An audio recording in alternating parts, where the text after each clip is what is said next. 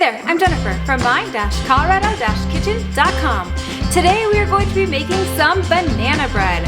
We're going to start by making some sour milk. Sour milk just helps rise and make our banana bread a little bit more fluffy. We're gonna do a half cup of whole milk. And then we're going to add 1 tablespoon of lemon juice. You could also add vinegar if you would prefer. Either one works just great. We'll give that a tiny stir.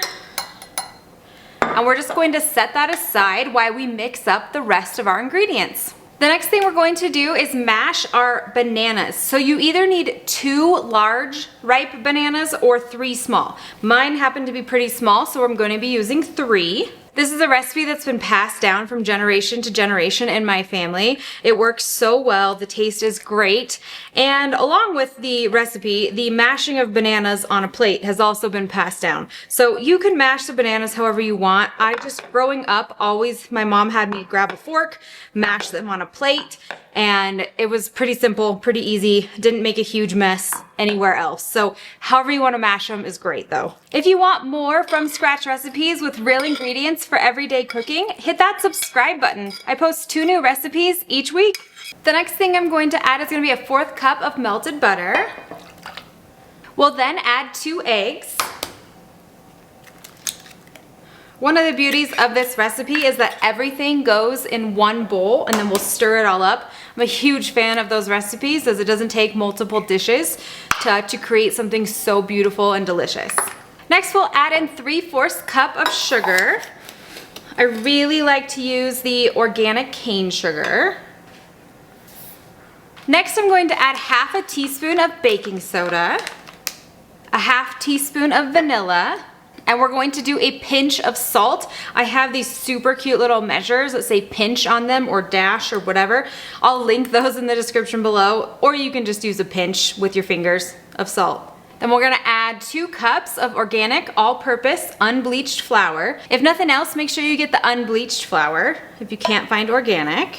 And then lastly, we're gonna add in our sour milk. For the full principal recipe details, I'll link them in the description below, or you can check them out on my website at my-colorado-kitchen.com. Once all those ingredients are in our bowl, I like to actually just take my dough whisk and I like to use that to mix it all up. You'll wanna make sure your oven is preheated to 350 degrees.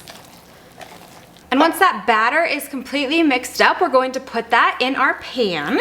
I love to use these stoneware pans as they are non-stick and they don't have any of those added PUFAs in them, which is so great. I'll link this one in the description below. Then we're just gonna take our pan, we're gonna put it in our 350 degree oven and we're going to bake it for about 1 hour until a toothpick is inserted in the center and comes out pretty clean. You wanna make sure that that center is fully baked. And once it's been that hour and that toothpick comes out clean in the center, we're gonna get that banana bread out and let it cool. Oh man, that looks so good. We're gonna let it cool in the pan for just about 5 minutes. Then we'll turn it upside down, we'll take it out, we'll leave it on a cooling rack to let it cool completely. You do want to let it cool even after it's out of the pan a little bit longer before you slice into it, just to let it finish baking. And there you guys have it, some delicious banana bread. Thank you so much for making that with me. If you like this recipe, don't forget to hit that subscribe button, give it a thumbs up, and then hit that bell so you never miss a recipe. For the full principal recipe details, those are on my website at my-colorado-kitchen.com, or I'll link them in the description below. From my kitchen to yours, happy cooking!